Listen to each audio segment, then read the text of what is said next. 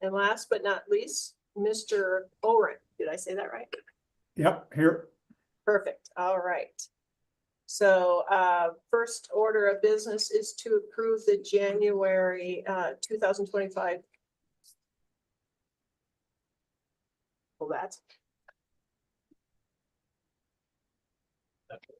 We'll approve the January 2025 minutes. I move we approve the minutes. All right. Do I hear a second? Second. All in favor, say aye. Aye. Aye. All opposed, same sign. Perfect. And there are no continuations or withdrawals this month. So we'll move right into the wonderful update from the Executive Director's Office. Mr. Mock, please. Oh, thank you. Good morning, Madam Chair, members of the board, Director Cunningham, Tim Mock, Deputy Director for the Department of Natural Resources. A handful of updates here. I think I mentioned last month that the State Land Board Director, Bill Ryan, had recently stepped down. The position is now posted and applications are due by March 24th. So if you know somebody that would be interested in applying, we would encourage you to do that or to share this vacant position. We're also kind of excited to announce a recent effort that we're just now getting involved in, is what's known as the Sentinel Landscape Designation process. It's being led by a collection of non-government, non-profit organizations, the Nature Conservancy, Trust for Public Lands, Palmer Land Conservancy, El Palmar, to establish a new Sentinel landscape designation around the Colorado Springs area.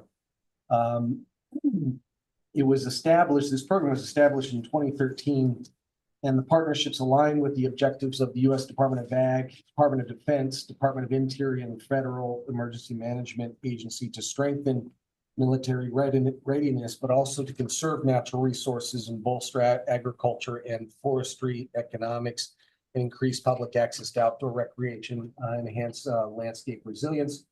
So Colorado Springs area is going to be applying for to the, I believe it's the Department of Defense actually, for this program to conserve a large swath of acres down in the Pikes Peak area. So more to come on that. That'd be a new opportunity achieved by Colorado if we're able to get that. I think the application is actually due later this year. Last week, our executive director, Dan Gibbs, was in Washington, D.C. He was invited to testify before the House Committee on Natural Resources Federal Land Subcommittee regarding multiple use on our public lands. During his testimony, he highlighted the importance of balancing our growing recreation economy with significant mineral and energy development that already occurs on public lands in Colorado. Also, along those lines, we are closely watching changes that are occurring at the federal level, especially regarding new executive orders from the Trump administration, as well as freezes on grants and funding as we've been affected. And then we're also monitoring some of the layoffs that have unfortunately occurred in the Department of Interior and U.S. Forest Service to understand what impacts those will have in Colorado and to what degree we might be able to assist in backing those organizations up for the time being. Other than that, it's all things legislative this time of year. I think I've gone over the agenda in the past. Happy to revisit that if anybody's got any questions, but I know that Director Cunningham has got an update on a bill that's important to the DRMS. And with that, Madam Chair, I will conclude my remarks. Madam Chair, can I just add something to Tim's comments really quick? Sure. Yes, so Tim, there's also a Sentinel landscape potential for the northern tier of the state, the counties that would all, it's basically based on missile silos or whatever. So I've been working with Maggie Hanna to try and figure out how we might also have another one, not just the one in Springs, but on the northern tier. Yeah, I appreciate that, Mr. Redmond, and if you want to put anybody in touch with us, because we've heard about that, but we've not understood quite the details, but I understood that something was occurring kind of up there by the Wyoming border. It's not as gelled or whatever. It's not as together as the Springs one, but there's some potential there. So Cool, thank you. Any other questions for Mr. Monk? All right, thank you. Now if we could get a division update from Mr. Cunningham, please. Thank you, Madam Chair. Good morning. Good morning, members of the board, Deputy Director Mock. Michael Cunningham with the Director's Report. On February 10th, the division presented the annual SB 181 report to the Water Quality Control Commission. As a reminder to the board, under Senate Bill 89-181, the division was designated as an implementing agency for the protection of groundwater resources. So each year, implementing agencies are required to, as an implementing agency, we're required to apply the standards and classifications that are established by the Water Quality Control Commission. The report that we prepare and present to the commission highlights key aspects of the groundwater monitoring programs at coal, hard rock, and construction material sites. Following that, there's a full-day groundwater summit that we participate in. It's a great opportunity to collaborate with other implementing agencies and discuss challenges to implementing groundwater quality standards. And if the board has any interest in taking a look at that report, we'd be happy to provide that to you. Just let us know. Additionally, last week on February 12th, we had our first hearing before the Senate Agriculture and Natural Resources Committee on Senate Bill 25054. Our primary sponsors, Senator Simpson and Senator Bridges, provided testimony in support of the bill, along with representatives from Molson Coors, Colorado Water Congress, Denver Water, Colorado Mining Association, the Colorado Outdoor Partnership. We also received written testimony in support of the bill from Trout Unlimited, Conservation Colorado, and the Colorado Stone, Sand, and Gravel Association. And the committee voted unanimously to approve Senate Bill 25054. So it was a really great first hearing before the committee, and we're feeling pretty good as we move forward. We'll be talking about this a little bit later in the agenda when we get to our discussion item. We'll share some of the details of this bill and how we've collaborated with our stakeholders. Also want to let the board know that we have a scheduled media handoff event for the Marshall Mesa Coal Mine Fire Mitigation Project. As a reminder, this was a project led by the division's Inactive Mines Reclamation Program, started in October of last year and involved excavation of smoldering coal remaining from historic mining in that area. We're pleased to say that we have completed that project, extinguished that coal fire. Tomorrow's media event will be with the City of Boulder,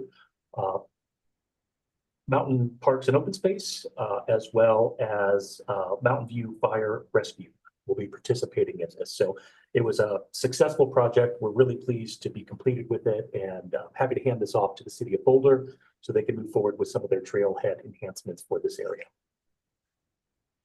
Also just want to note for the board that next week we have the SME and CMA conference here in Denver.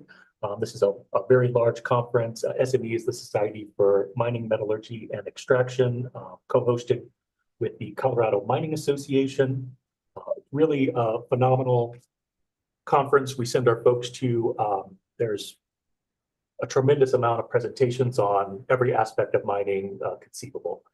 With that, on Wednesday, we also have our awards luncheon, and where we present awards with Colorado Mining Association. And so this will be at CMA's 127th National Western Mining Conference.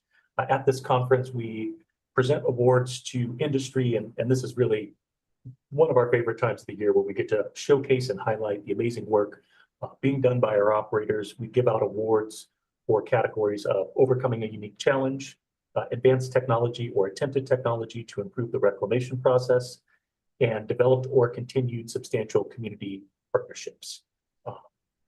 In addition to that, we give out the James A. Pendleton Award, and that is really sort of our version of a Lifetime Achievement Award. in general, we like to let the board know who these award recipients are going to be before we get to the actual luncheon. The way it worked out this year is we're still going through voting this week, so we don't have that determined. Once we get that settled, we will come back in March and let the board know, just so that we can make sure to celebrate and highlight the good work being done by our operators. I'll also note we're excited to have a special guest speaker at the awards luncheon. Senator John Hickenlooper will be joining us, so we're looking forward to that. And that concludes my updates, and I'm happy to take any questions from the All right, Yeah. any questions for the board Yeah. for Mr. Cunningham? Mr. Baker here. Do you have any update on the Cripple Creek mine incident? Are you, Mr. Baker, you're referring to the incident at the tourist mine? Is that? Yes. Yes, I can share with the board that those investigations have been concluded. As a reminder, the division was investigating this, and we were looking at this through the mine tourist regulations for compliance. We also had OSHA was doing an investigation along with the Teller County Sheriff's Department. So all three of those entities have concluded their investigations and have released their reports. I know that in the last couple of weeks, there have been a number of news articles about this that have detailed some of what's come out of the sheriff's report. But I would again just remind the board that the sheriff was looking at some different aspects than the division was. Specifically, they were looking at the cause of that fatality, whereas our investigation was more focused on compliance with our regulations. As we concluded our regulation, we did make as we concluded our review, we did make the determination that there no longer was any imminent danger to public health or safety. And as such, we did lift the cease and desist order that had been issued last year. So the operator will be able to resume tourist operations in the 2025 season, should they choose to. Thank you. Any other questions?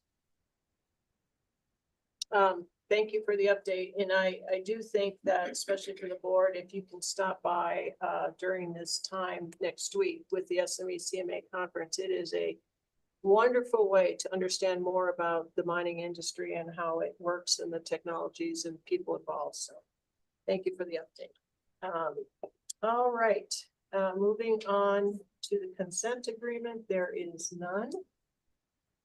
So we move into our first enforcement hearing for file number M1991. I skipped something.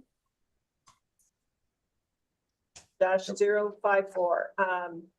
Will those parties involved in this raise their hand and swear to tell the truth? Do we have anyone from the operator attending, or is it staffed? I do not believe so. All right, if Todd, will you take us through with presentation? Yes, good morning. Let me just share my screen really fast.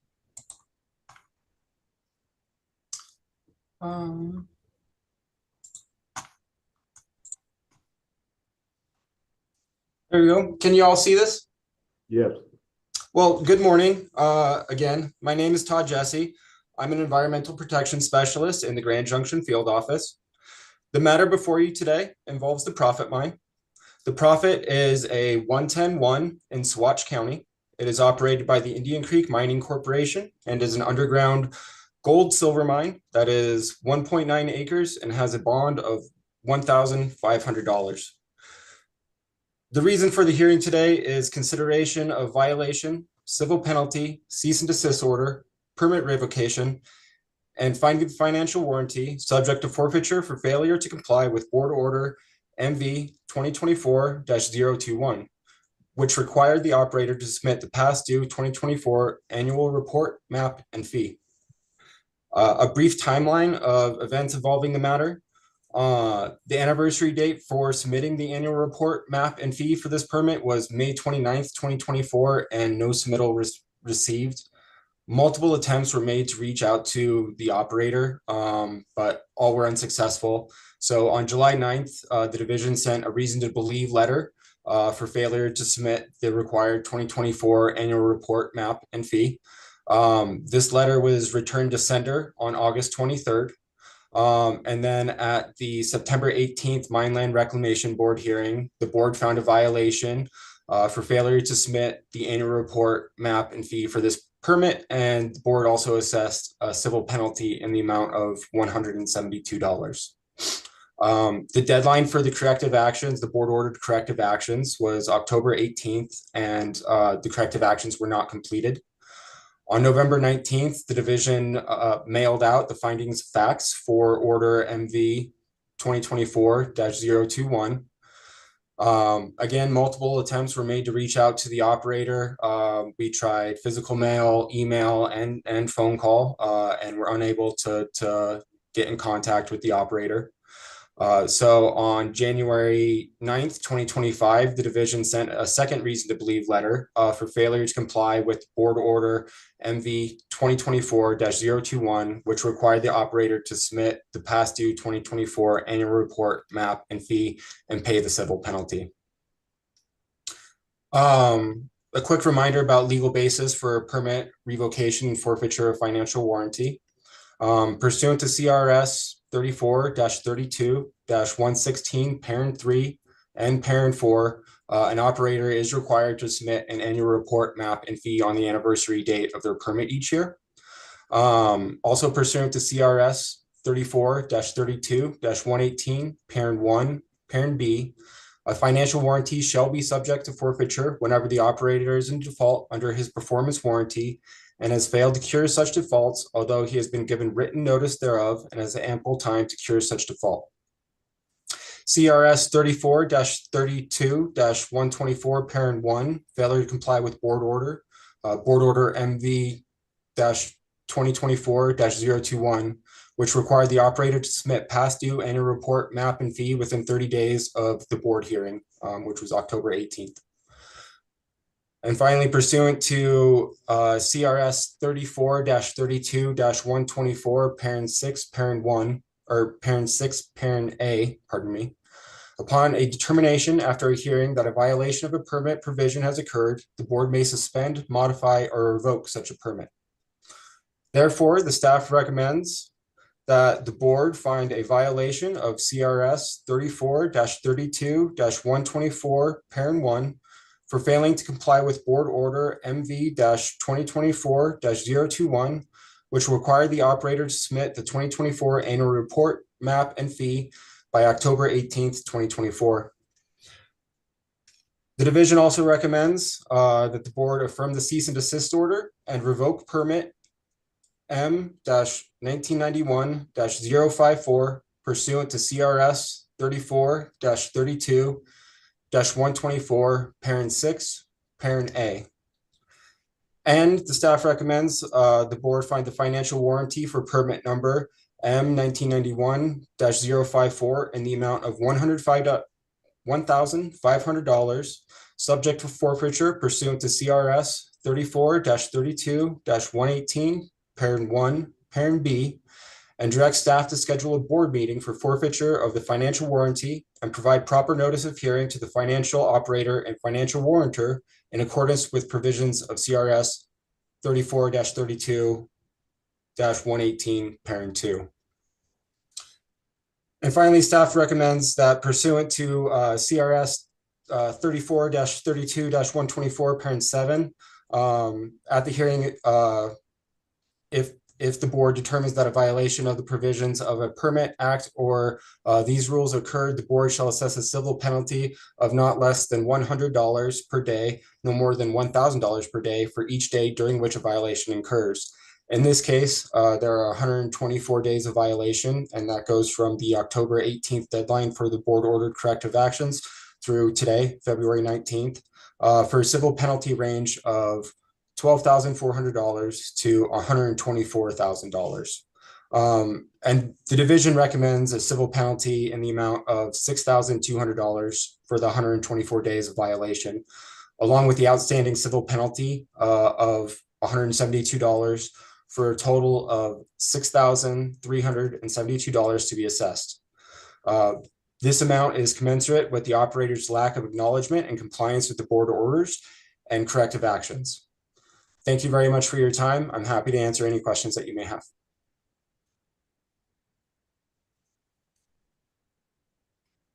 All right, any questions from the board to,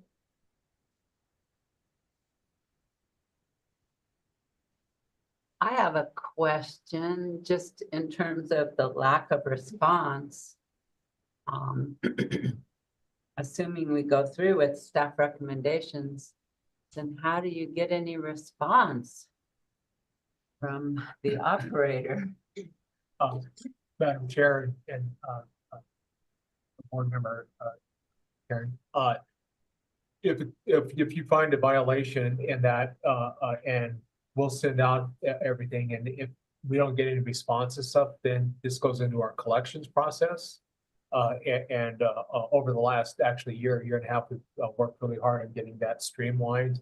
And that used to be, we had state collections, but they don't have that anymore. Now we have a contractor and stuff that works with the division and stuff, and they go after it. And so we recover some of none of that comes back to us. It all goes back to the general fund, but it still goes and stuff so that there's a penalty and stuff that has to be paid. And the cease and desist.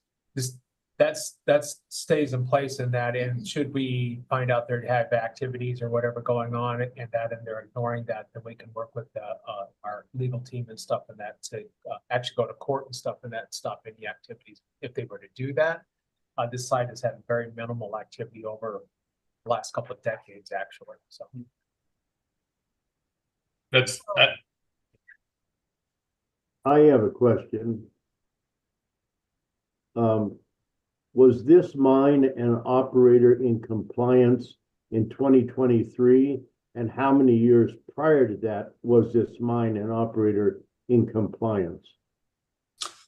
Yeah, so the mine was in compliance for the vast majority of its life. It had missed annual fees in the past, and started to go through this board process. After the first hearing, they did pay them. I believe that was in 2018 or 2019. I can't remember the exact year off the top of my head. And then this year, they've just not responded when we've reached out to try and get that annual fee for them.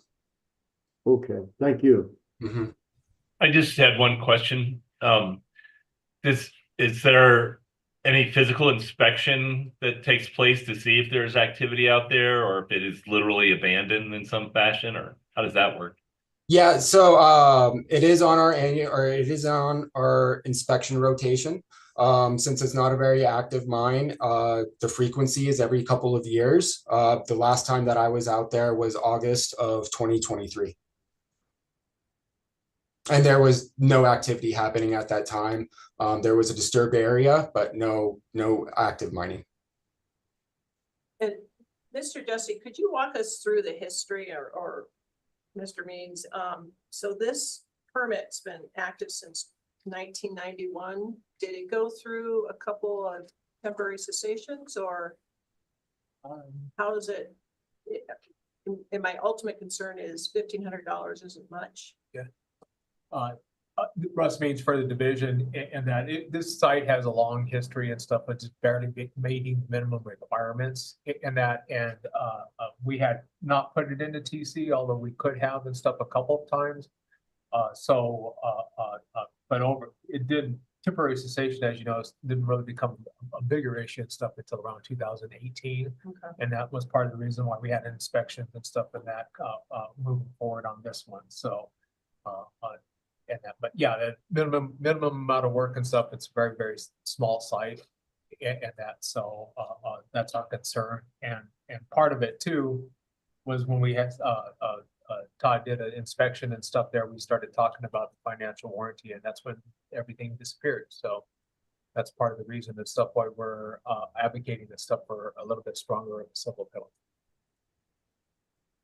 And the question I have on the civil penalty, it says not less than $100 a day, which is 12,400, but yet you're recommending 62, half of that, Yes. just because it won't be collected, or? Yeah,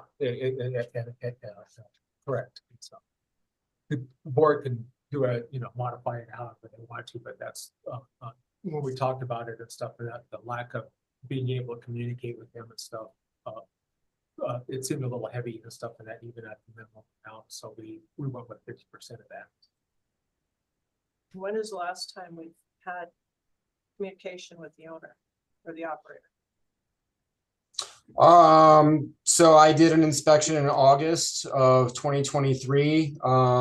Over the winter, I tried to work with them to adjust the bond, and it was the winter of 23-24 that I lost contact with them, and then they didn't submit their annual fee the following spring, a few months later.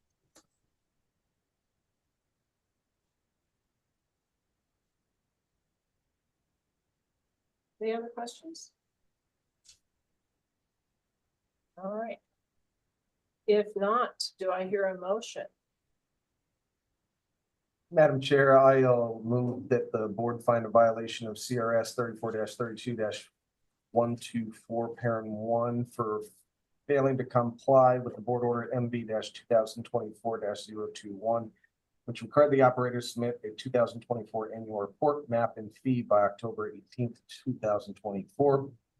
That the board affirm the cease and desist order pursuant to CRS 34-32-124 parent 2 parent A.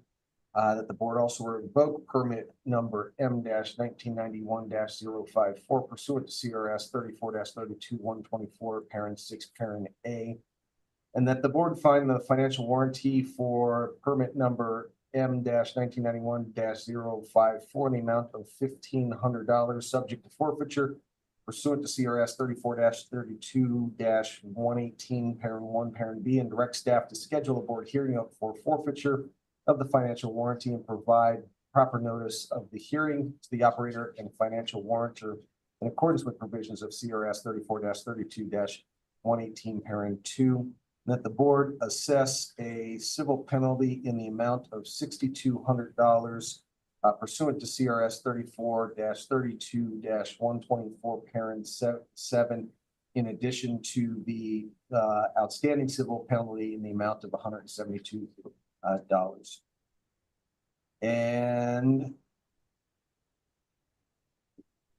that the board, that the payment of the unsuspended portion of the civil penalty shall be due payable within 30 days of the effective date of the board order, unless otherwise specified by the board order, where corrective actions are not completed by the corrective action date specified in the board order. The suspended civil penalty shall be due and payable within 30 days of the board order deadline completion for the corrective action. Failure to timely submit any due and unpaid civil penalties shall result in immediate submittal of such penalties to state collections. All right, thank you. Do I hear a second? I second it. All right. All in favor, say aye. Aye. Aye. All opposed, same sign. All right, well, thank you to the staff for the report and the update on that. Let's move into item 6, enforcement hearing for file number P 2007-058. The mining company, Inc. I like that. Will all the people involved in that raise their hand and swear to tell the truth? I do. And you're good on the names, Cammie? You need them to say there. And no one from the operator on this one either? No, Madam Chair. Okay. Mr. West, would you take over and give us a presentation, please? Absolutely. Good morning, ladies and gentlemen of the board. I am Lucas West with the Division Environmental Protection Specialist out of the Grand Junction Field Office. Let me go ahead and share my screen. One second.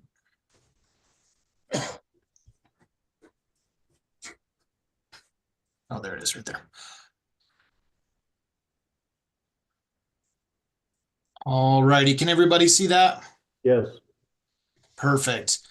This hearing today is for the Liberty Project, which is a notice of intent to conduct prospecting operations located in southwest Uray County, about 8 miles from the town of Uray.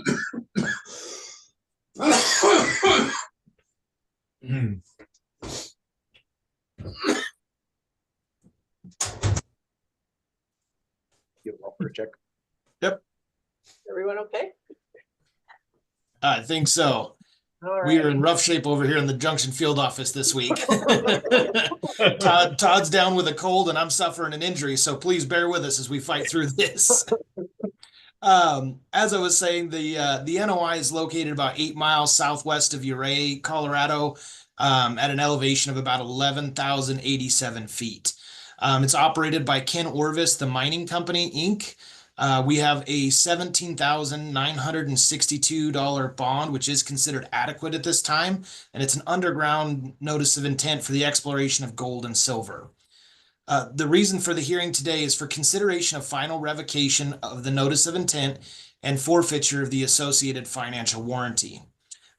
Just to bring some of the board members that were not here up to speed and refresh the memory of those of you that were here.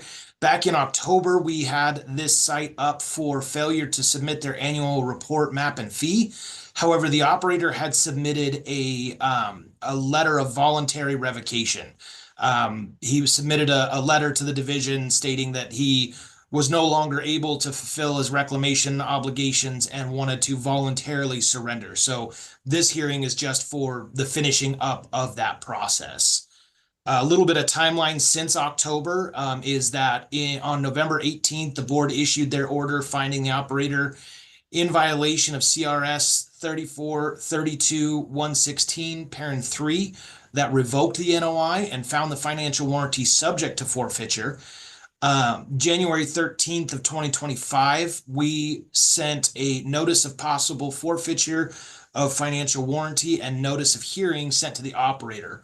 In this case, we hold a cash bond as well as a certificate of deposit. So we satisfy the requirements of the act where the division has to provide notice to all financial warrantors that it is subject to forfeiture.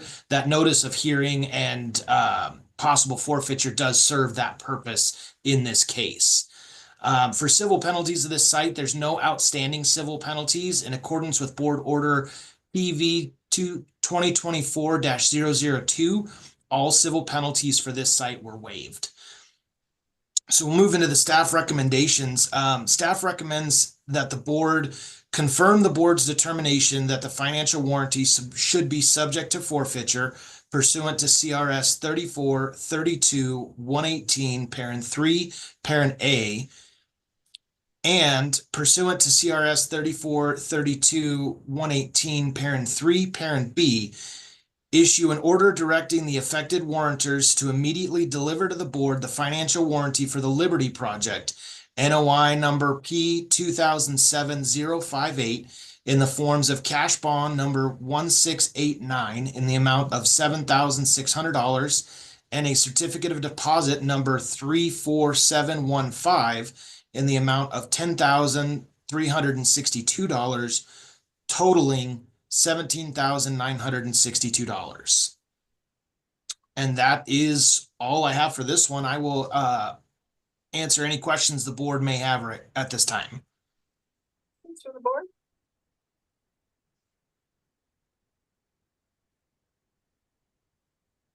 All right, if not, may I hear a motion?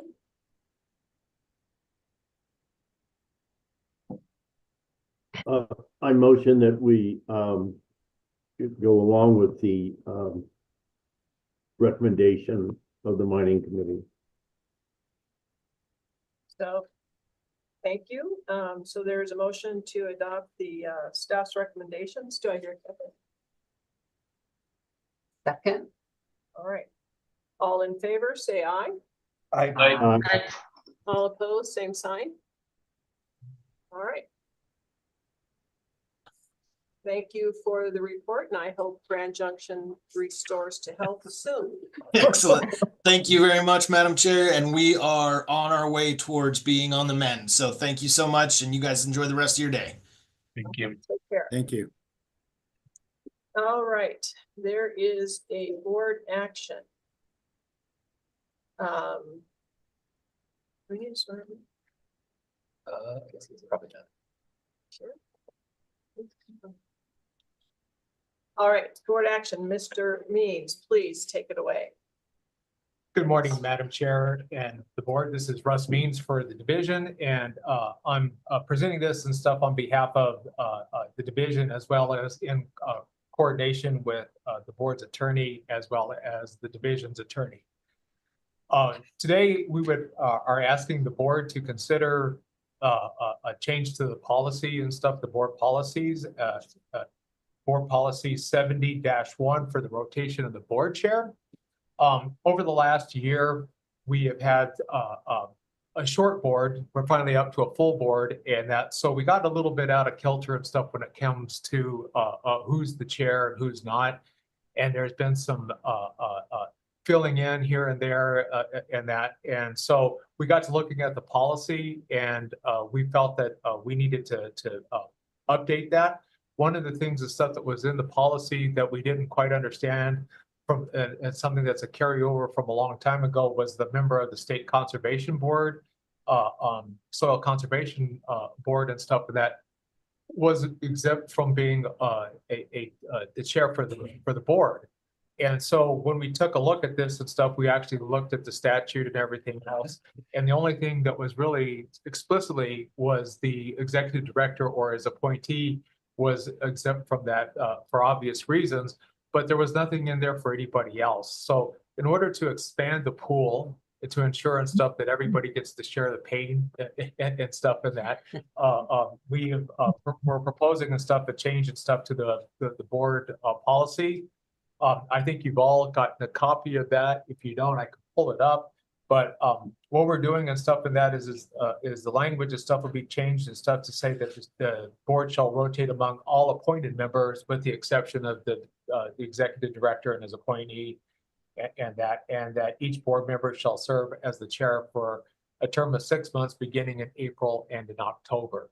We're trying to get things realigned back into a more steady kind of state and stuff in that, so we know who the board chairs are. And as I said and stuff, everybody gets to share the responsibilities. Certainly, Madam Chair, you and Ms. Wareham and stuff that have taken on quite a bit of the load and stuff over the last 6 months and stuff. So we're just trying to get things back on track and stuff. So with that, I will turn it over to Chuck and Jeff to let them have their comments and stuff with that, and then we'll ask the board and stuff for that to adopt a change. Yeah, so I don't have much to add. This change really kind of aligns the pool with what the statute says. Oftentimes when you have a policy that's been in place for a really long time, you don't know what the justification was for it at that point in time. But when we looked at this, we just didn't really see any reason in the law to kind of distinguish between board members who are appointed by the governor and board members who are appointed by the Soil Conservation Board. Appointed is the same word, and so we just didn't see a need for the distinction. And kind of given the needs of the board, this seemed like a very easy change that align the policy with the kind of plain language of the statute, and helped meet a need to have more folks to rotate through the chair position. Mr. Fugate, any other comments? No, thank you. No further comments from me. Any discussion from the board? I'm wondering about just the title, Soil Conservation Board, because they're just called conservation districts these days. Right. So there are soil conservation districts across the state, one of which Quint is a member of. But then there is the Soil Conservation Board, which is made up of, I think, I don't represent the Soil Conservation Board, so if I'm talking out of school, forgive me, but I believe that there are a couple, one or two designees to that body that are made by the Commissioner of Agriculture, and then the rest come from the local soil conservation boards. And so, yeah, we do have this kind of statewide body that helps coordinate and administer with the local ones. So there's basically a state conservation board representative from each of 9 watersheds, basically is what it's the way it really works. And then there's one at large from the governor. And I'm actually the appointee from the upper South Platte watershed on the state conservation board. So the names are kind of interchangeable, soil or just. Yes. conservation. It's the same entity though. Basically, the Colorado State Conservation Board is there to support all of the individual conservation districts, which there's 74, I think, in the state as a whole.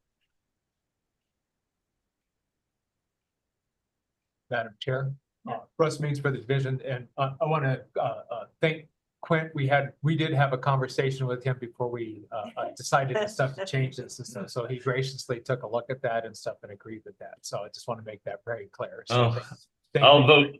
I'll vote for self-victimization. Thank you, Mr. Well, it sounds like you've got some catch up to do. Maybe we ought to just make you chair for the rest of your term.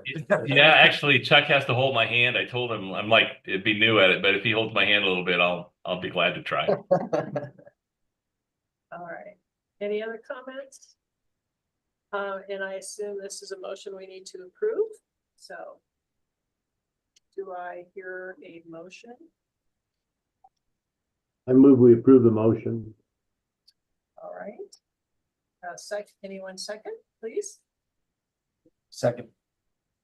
All in favor, say aye. Aye. Opposed, same sign. All right, thank you, Mr. Means and others for doing that. And we'll be happy to have a new chair come in April. Madam Chair, Yes. just real quick before we get into this final discussion item, I just want to say I'm going to have to drop off at 10. So just apologies if I drop off while this discussion is still ongoing, but I have read and reviewed the Senate bill that we'll be discussing. So just Well, thank you. stand by if you guys aren't done before I have to drop off. Thank you. Yeah. Thanks for attending and helping with all these motions. So appreciate it. All right. We will move on to the staff information session led by Mr. Cunningham and Mr. Means. Please take it away. Thank you, Madam Chair, members of the board. I guess I should ask, you have 30 minutes. Does anybody want a break before then? Or in my expedited manner, I can forego the break, but if a break is needed, we certainly can have a short one. Any comments when we're there? All right, speak or forever hold your peace. Thank you, Madam Chair. I think we'll get through this discussion item fairly quickly. This, of course, is to provide a briefing and overview of Senate Bill 25054, titled Legacy Mining and Modernization Act. So some of this is going to be a little bit of a refresher for the board. In the board packet, we did include the original copy of the bill, the 2 amendments that have been approved, and we've also got a copy of our fact sheet in there. So for the purpose of today's discussion, I think we'll just kind of follow this fact sheet format, which lays out the 3 different components of our bill. And we'll walk through that and then leave some time for questions from the board and discussion. But I'll hand it over to Russ to start us off with the first and really the main component of this bill. I will say before Russ gets started that of the 3 components, the one that Russ is going to discuss in regards to the waste pile reclamation, this new permit, I really think got the most attention from our stakeholders. And as I noted before, we got through that first hearing with unanimous approval. Certainly as a director, my first time running legislation, but my understanding is that these hearings do not always go that way. So we were very pleased to have that broad support. This was a bill that got introduced in interim committee through the Water Resource and Agriculture Review Committee. So we did have a little bit of leeway, advanced time last year to start our conversations, to start working with our stakeholders. Again, we had broad support from industry, as well as from NGOs and some really key players in the state. I think it speaks volumes to the work that we did, that Russ assisted with leading up to this. And we really are appreciative of those conversations with our stakeholders. We think it put us in a better place and led to a stronger bill. So with that, I'll give it to Russ. All right, we talk about waste pile. Thank you, Michael. Bless you. Russ Means for the division. We have given you bits and pieces and stuff about what this legislation is about, but we're going to go into a little bit more detail and stuff today and answer some questions for you all if you have them. One of the main components of this bill is the creation of a 110R permit. The R stands for reclamation only. As the board is aware, under current regulations, any hard rock mine site and stuff that touches material and stuff that has potential to be toxic, acid forming, acid generating, and impacts the environment is classified as a designated mining operation. And so, so with that comes the regulatory requirements to if somebody wants to come in and even clean up just a small pile, they have to go through a whole bunch of requirements and stuff for a DMO, which includes the environmental protection plan, environmental protection facilities, water monitoring and stuff 5 quarters prior to and throughout the project. So it doesn't really address a quick cleanup. Over the last several years and stuff, discussions and stuff with a few operators, as well as small milling operations that we have, there was a desire to try to clean up some of these small waste piles, but the regulations and stuff were the big hurdle. So this bill is intended and stuff in that to remove some of those regulatory burdens and stuff to try to make cleaning up these piles and stuff easier rather than harder, and so that's the primary focus of that. So through the conversations and stuff that we had, we actually started out as a very small, our smallest permit is a 110-1, which is 2 acres or less. And that's where we started out at. But through conversations and stuff with our stakeholders, we bumped that up to 5 acres. So it's kind of equal to a 110-2 permit. And the reason for that is to allow for some room for operators to go in and be able to move equipment around. And also, if they have to improve a road, as you know, and stuff, those improvements and stuff, if they touch the road, then they have to ensure that it's reclaimed. So it took into account a little bit more of the ancillary disturbance and stuff where they come in and do this do this work. And our concept is scoop and go. So it's kind of the idea and stuff that they can permit this, they can go in and they can clean up the material that's there. They're not allowed to do any other extra mining, excavating deeper, opening up any kind of mine features or anything else like that. It's strictly stuff for waste pile removal. And with that, through our conversations and stuff, we're staying away from things that are CERCLA. We certainly and stuff don't want to be interfering with any kind of good SAM activities. Also, we don't want to put operators in a predicament and stuff in that where they are subject to the Clean Water Act and a whole another set of regulations. So these are for sites and stuff that are in drainages that aren't directly impacting the stuff water directly. However, what they're trying to do and stuff is by removing these materials and stuff from the watershed collectively, cumulatively and stuff and that they're going to have a positive environmental impact. Through our discussions and stuff with various stakeholders and stuff, there was discussions about trying to sample these kind of sites and stuff, but with our inactive mines program and Proud Unlimited and a few others, these kind of sites and stuff are very, very hard and stuff to do water sampling for simply because they're stormwater events or winter melt. And you have to have access to a lot of these sites and stuff, which of course this stuff is difficult to do. But we think and stuff over time and stuff, we might be able to take a look and stuff and see, our hope is that by cumulatively getting some of these sites and stuff cleaned up, we're improving the watershed and improving the environment in Colorado. And if I can just add to that, I think, in terms of the desire to have a quantitative measure for success or improvement of the environment, as Russ spoke to the difficulty of doing that on some of these smaller sites, we still think that there is a benefit and a demonstration that'll be made through the completion and performance of reclamation at these sites. I think the way to think about it is really success is built into our reclamation permits that we issue.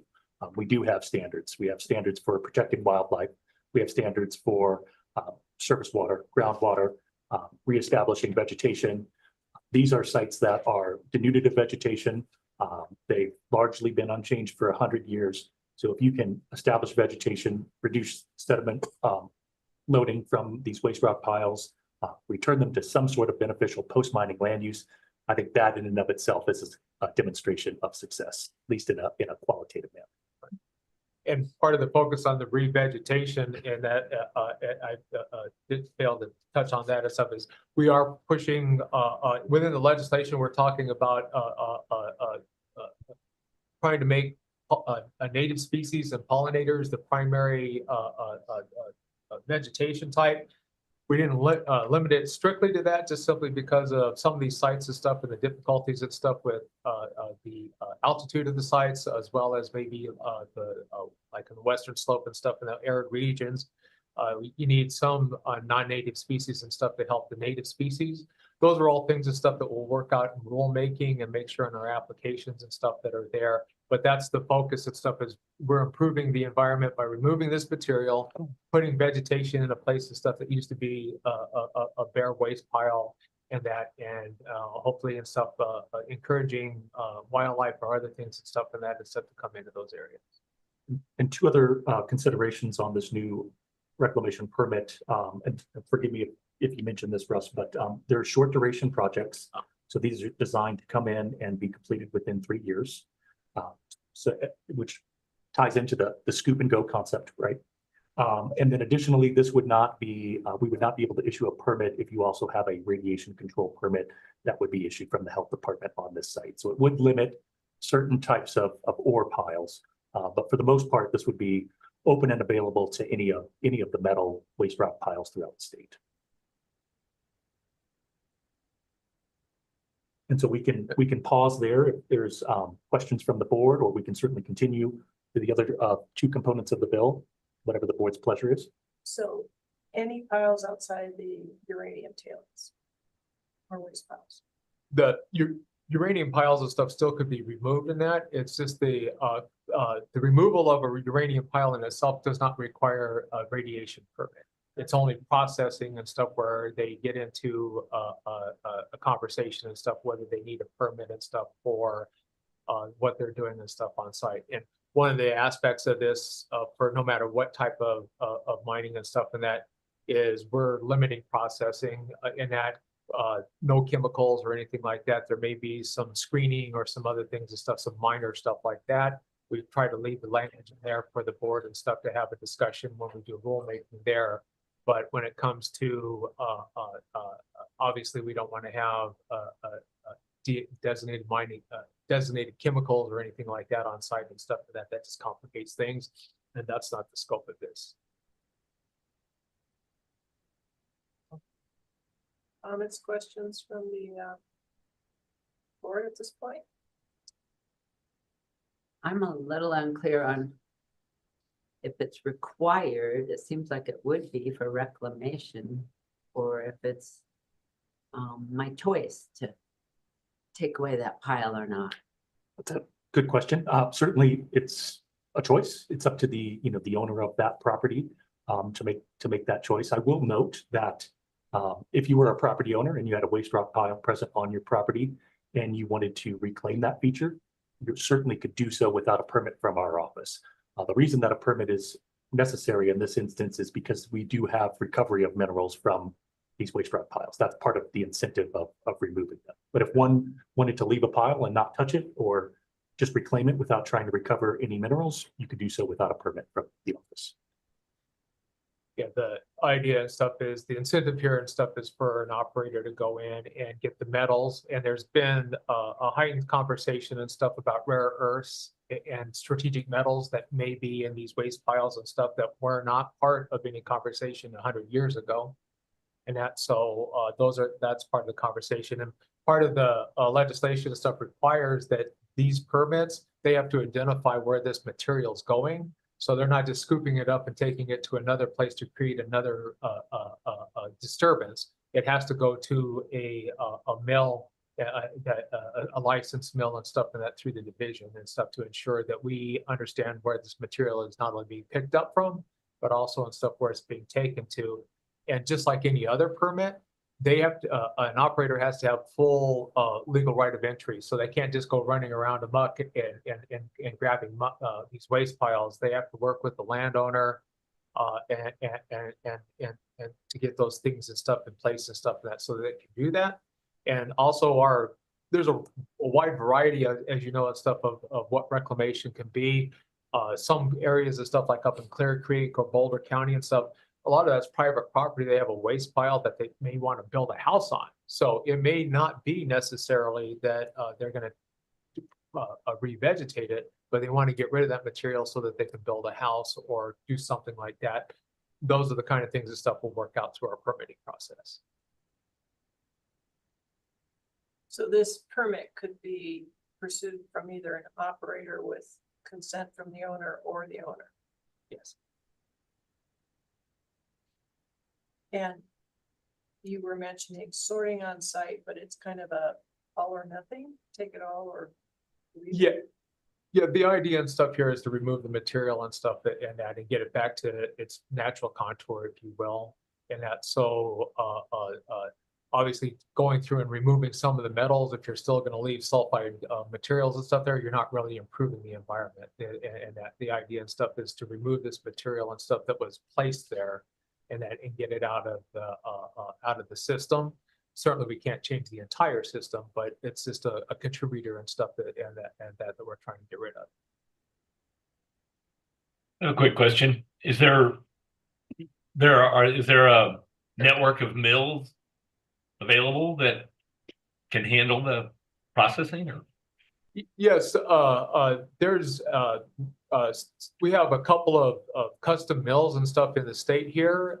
And we also have another mill and stuff that's trying to work their way through some processes and stuff to get things up and running and that. But they're actually, it's kind of a win-win, if you will.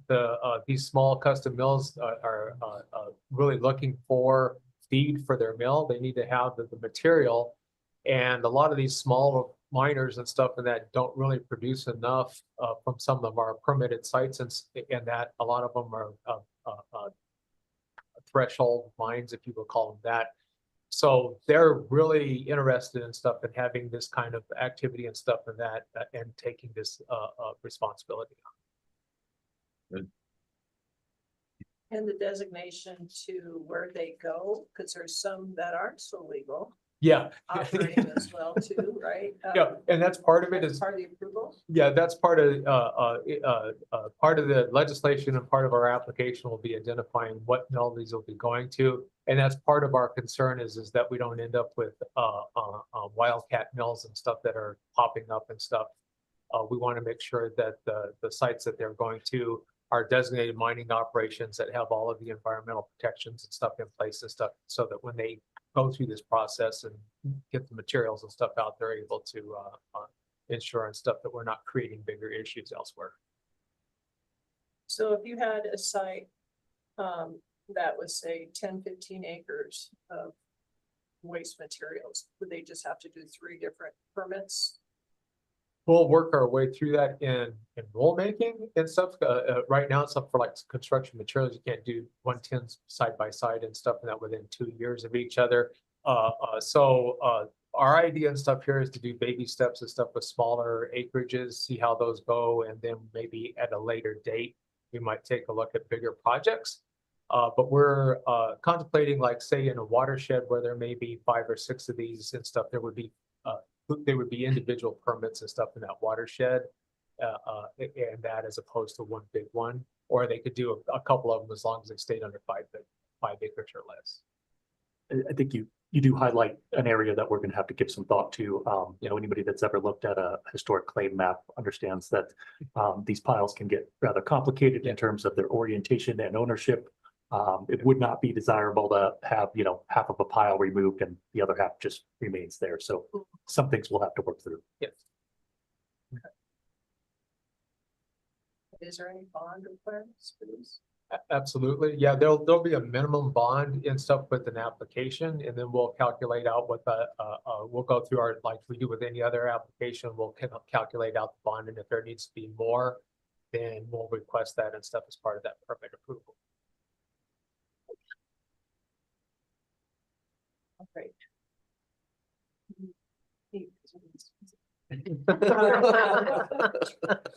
Any other questions? for the board? I just have a question, and maybe I missed it, and if I did, I'm sorry. But it seems like the measurement is the acreage rather than how much material is removed. So I guess my question is this: if it's 5 acres and they're moving 2 truckloads, okay, we understand that. But it could be 2 acres and they move 20 truckloads. So is there some consideration given how much material is removed? Under the original proposal, there was actually a tonnage and stuff of 70,000 tons or less. Through conversations and stuff, we actually removed that requirement, and that was part of the conversation and stuff with our stakeholders is that, yeah, you're right. We could have a site and stuff in that you may have 2 truckloads where another one is far more than that.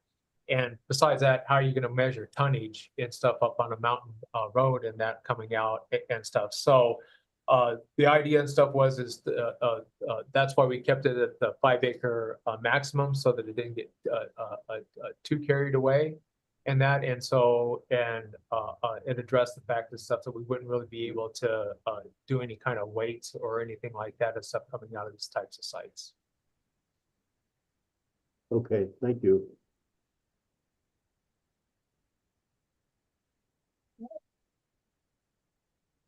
We'll move on then to the second component. Oh, no, I'll let you go. I'll let you go. Okay, all right. So the second component relates to allowing Colorado to become a full member of the Interstate Mining Compact Commission.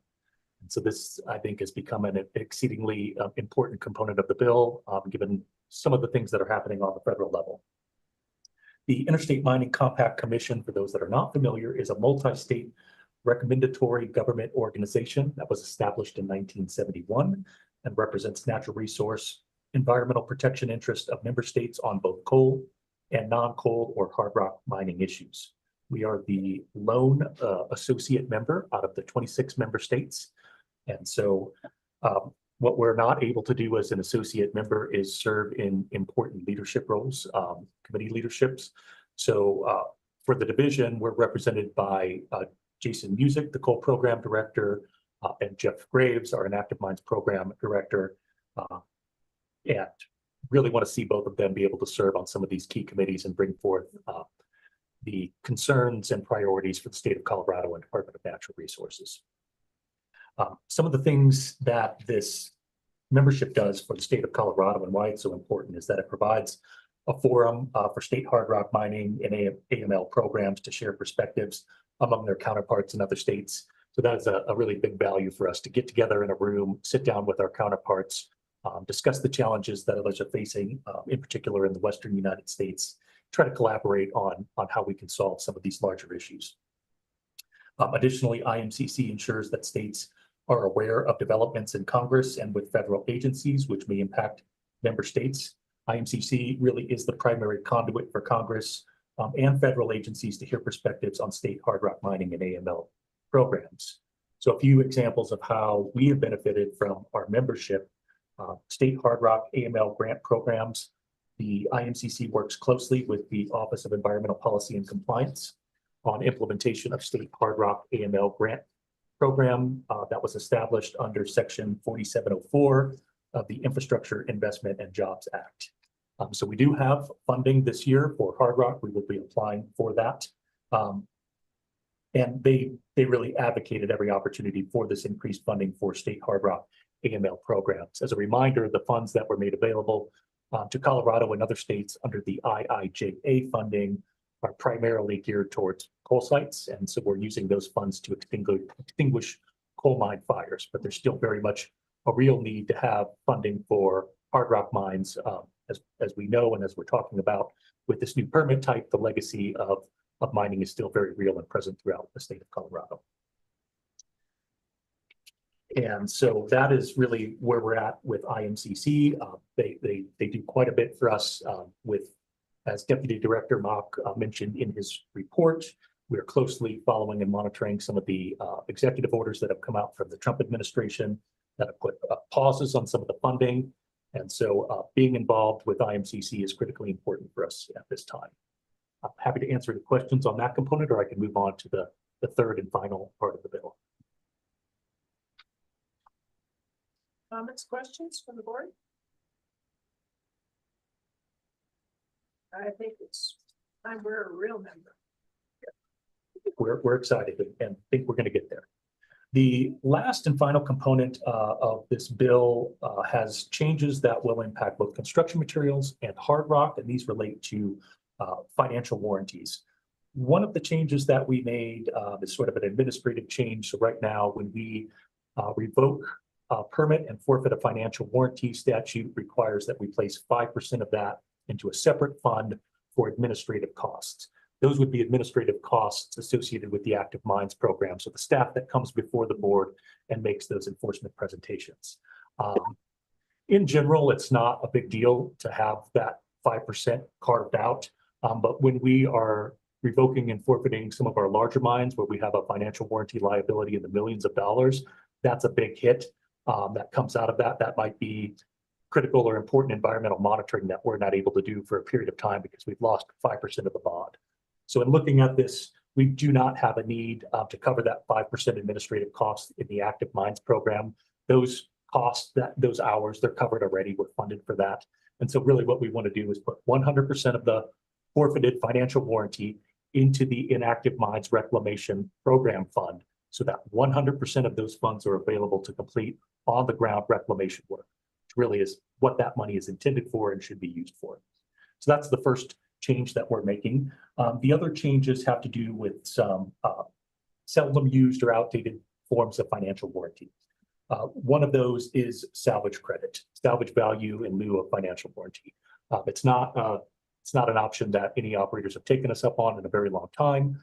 Further, I would say would not be the division's primary choice of a financial warranty to be posted. I think there are some risks associated with that you'd have to be mindful of. Because that's not been utilized, we think now is the time to go ahead and take that off the books. With that, we're also looking to limit real and personal property in lieu of financial warranty. Now, in this instance, we're not looking to eliminate that. Presently, the way the statute is written and the regulations are structured, anybody can pursue this as a form of financial warranty. Having gone through this exercise with some of our operators, we know that really this is a fit only for the largest operators that have the expertise and wherewithal to work with the state to go through this process, which is quite frankly, you can span a year or longer, several years. I think it's the last one we worked on over 3 to 4 years to get that in place. So this was an effort to limit this to our larger operators. Where we started off with in our initial bill proposal was to limit this or cap it. I set it at $50 million. So if your liability is 50 million or above, we can talk to you about posting property or water rights in lieu of that financial warranty. Through our conversations with stakeholders, we did lower that threshold down to $30 million. Even at that $30 million threshold, that only opens it up to just a handful of operators throughout the state. So it's still available for them. If they would like to work with us in the future, we'll do so. But this just takes it off the table for some of the smaller to medium-sized operators that would really better be served in using one of the other forms of financial warranty instruments available through our regulations. And I know that was quick, but that's kind of a nutshell of what we're doing with our financial warranties.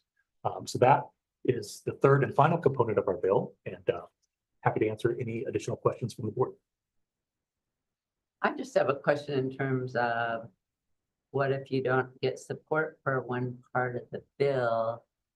You could drop that one part, or? Well, I think there's always the possibility as you go through this legislative process to have further amendments.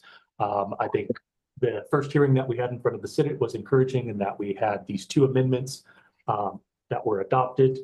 This really addressed the entirety of the concerns of our stakeholders, so we wound up with broad support there. Wouldn't anticipate any further changes as we move into the House committee, but certainly it could happen. Yeah, I would just like to make a comment. This bill is actually, I really am excited about this bill, but just want to commend the BRMS team for coming up with this.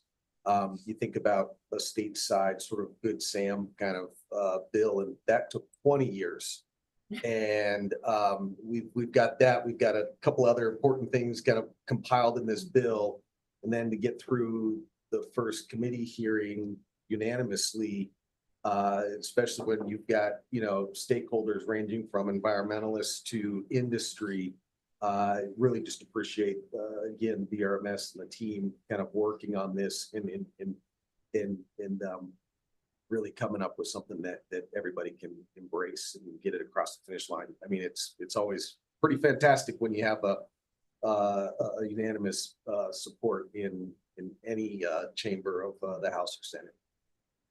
Thank you for those kind words. We appreciate that. And I would be remiss if I didn't give further thanks to my staff, to the program directors who have been very heavily involved in this process, and to Russ for his leadership. This was really something that he pushed forward, this new reclamation permit. So it was a fantastic idea. And yeah, we're encouraged and thrilled to see this move forward. Especially because I'm from Clicker County. I understand some of these impacts and really looking forward to the benefits. It is. It's a nice bright light in an otherwise slow process. Speaking of process, we brought up that this will facilitate some rulemaking, and that if the bill gets passed, and that it'll actually have an effective date of September 1st. And that, so right now staff is working on red line versions of both construction and hard rock rules. And then we'll incorporate, when this is passed, we're going to be incorporating that.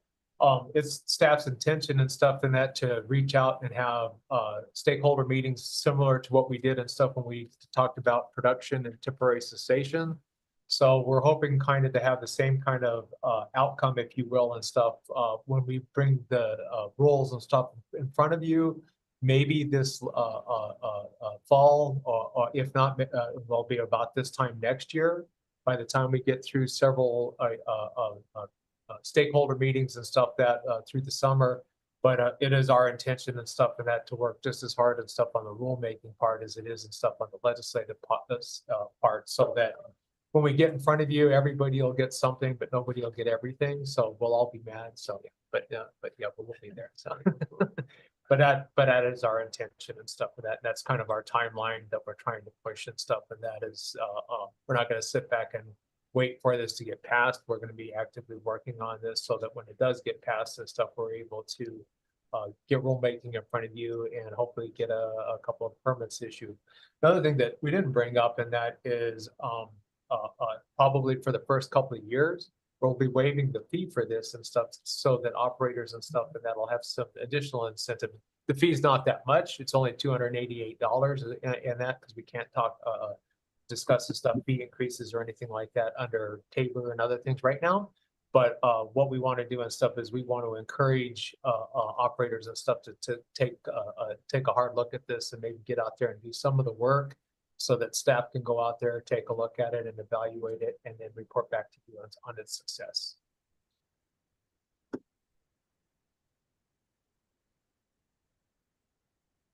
Right. Comments, questions? We wrote those dates down, so they'll be in the minutes. All right. Thank you. All right. Thank you very much. Good work by a whole bunch of people for something that will be fun to have some of these reclamation permits come through next year. Madam Chair, if I might, I'd like to introduce Todd Olheiser, sorry, Todd and stuff. Todd's with the Colorado Sandstone CSSGA, and he's just here and stuff hasn't been here for a while, so he just would come in and stuff and that. But I wanted to take a moment and stuff and that to recognize it and stuff. Since we have such a huge audience. So. Well, and the question I'd have on these reclamation permits, I assume, with all the quarries and stuff around, that would apply to the aggregates as well as other operators as well too, right? The 110R and stuff and that is focused on hard rock. And that's primarily because the DMO regulations, construction materials are not subject to the DMO regs. And that, but they have avenues and stuff. There's a small permit. We also have the 111B and stuff, and that's kind of very similar. It's a one-time, 1-year project and stuff like that. So they already have something in place actually that kind of addresses it. Perfect. All right. So while less of an impact, we supported the bill as currently drafted as well. Seems like a good step in the right direction. Thanks for the introduction. Yeah. All right, well, thank you. All right, moving on our agenda, there was, I believe, no public comments, no public participation, just double check. All right, so last but not least, we are going to, do you have to do this? Move into executive session? Right, yeah, it's just somebody needs to make a motion to go into that. All right, so in our packets, there's this motion to move into executive session. Would I hear that from one of the members, please? Board members?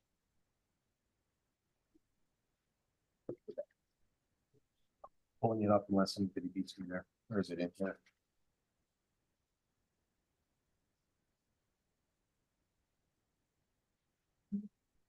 All right, I move that the board enter into executive session for the purpose of discussing with counsel disputes that are subject to pending or imminent court action, discussing specific claims or grievances, receiving legal advice on specific legal questions, and discussing matters required to be kept confidential pursuant to Colorado Revised Statute Section 24-6-402, parent 3, parent A, parent 2, including the board will meet in executive session and receive an audit update from the Office of the State Auditor.